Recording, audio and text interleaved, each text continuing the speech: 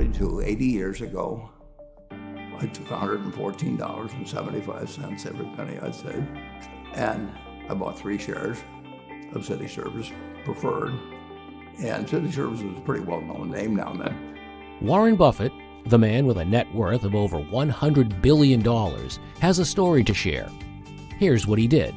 When I was 11, I picked stocks. I had the whole wrong idea. I was interested in watching stocks, and I thought stocks were things that went up and down, and I charted them. I read books on technical analysis. I read Edwards and McGee. I think that was the classic then. Hundreds of pages. And I read that whole thing over and over again. I read Garfield, Drew, I read everything. And I thought, the first 8 years, I thought the important thing was to predict what a stock would do and predict the stock market. And then I read Ben Graham, when I was 19 or 20. And I realized that I was doing it exactly the wrong way. But it didn't hurt that I had that background and everything. I rejiggered my mind when I read the book, The Intelligent Investor. And from that point, I never bought another stock. I bought businesses that happened to be publicly traded, but I became an owner of a business, and I did not care whether a stock went up or down the next day or the next week or the next month or the next year, and I didn't have any idea what it would do. I didn't know what the stock market would do, but I knew businesses. To have success in the long run, you've got to love what you do. Buffett believes that finding your passion and sticking to it is the key to success. By doing what you love, you'll have the motivation to keep going even when things get tough. I'm a bright guy who's terribly interested in what he does. So I've spent a lifetime doing it, and I've surrounded myself with people that bring out the best in me. And you don't need to be a genius in what I do. That's the good thing about it. If I went into physics or a whole lot of other subjects, I'd be an also-ran. But I am in a game that you probably need 120 points of IQ, but 170 doesn't do any better than 120. It may do worse, probably do worse, but you don't really need brains. You need the right orientation. 90% of the people, I'm pulling the figure out of the air, but 90% of the people that buy stocks don't think of them the right way. They think about something that they hope goes up next week. And they think about the market as something they hope goes up. And if it's down, they feel worse. I feel better. And I hope it goes down when I buy it because I'll buy more. I try to keep my competitive spirit in a game where I can win. I do know this. When I want to do something, I always want to do it big. I put my whole net worth in City Service Preferred, March 11th, 1942. I have never had less than 80% of my money in American business. You can call them stocks, but I see them as American business. Buffett's success speaks for itself. By investing in strong, stable businesses over the long term, he became one of the richest people in the world. I've owned a piece of American business for at least 80% at all times. I don't want to own anything else. I want to own a home and things my family wants and all that. But owning 5 homes doesn't mean anything to me because I can be happy in one home, and there's a certain amount of things that go wrong with everything. And if I got 2 homes, I know I've got more problems and I don't have more happiness. I would have to honestly say that what makes me happiest is what I'm doing. I enjoy 2 things about it. One, I know I'll win over time.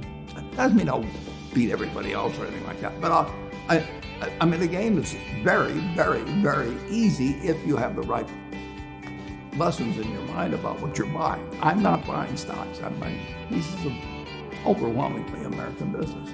And I'm happy when that's happy, when I'm doing it.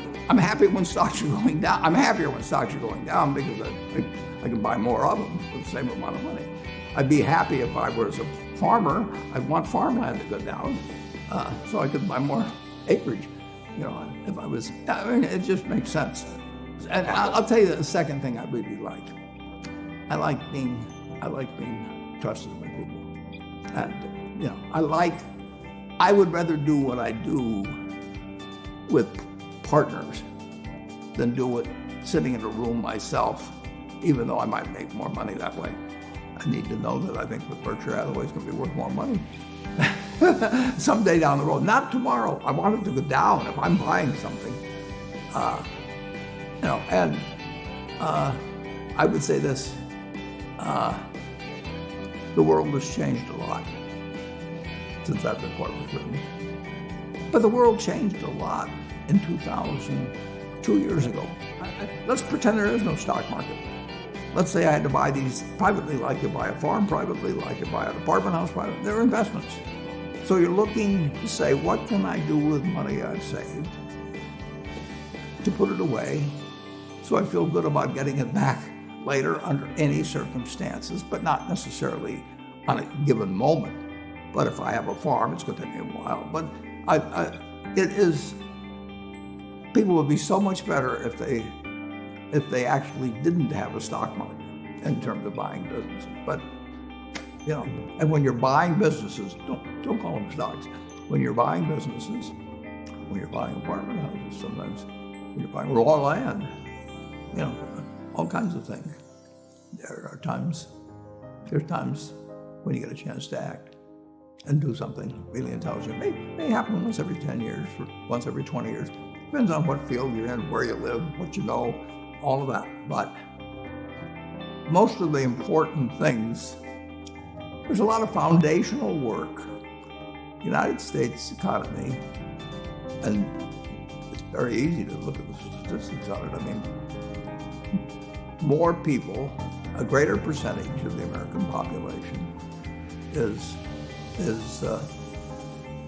wealthy now, or having more income now than they've ever had. And if you look at whether Bank of America can give you their average deposit, I mean, you just look at the wealth and that doesn't mean everybody's wealthy, but it does mean relative to any other period of time, people have more money now. They get mortgages at lower rates than they've ever gotten, so they want to borrow money. Where the bottom 2% in terms of income in the United States, the bottom 5%, and for sure the top 1%, all live better than John D. Rockefeller was living when I was 6 years old. John D. Rockefeller was the richest man in the world. And today, you can get better medicine, better education, better entertainment, better transportation. You can do everything better than he could. You can, it's astounding. That's in my lifetime. That if you wanted to watch a football game, he still had to go there. and I can sit there with this big screen, and they keep showing me the replay, so that explaining to me what happened and everything. And maybe everybody doesn't have a screen as big as mine, but damn near everybody has a screen or an iPhone or a computer or access to one, and they have access. I mean, when I was born, the dentist didn't use Novocaine.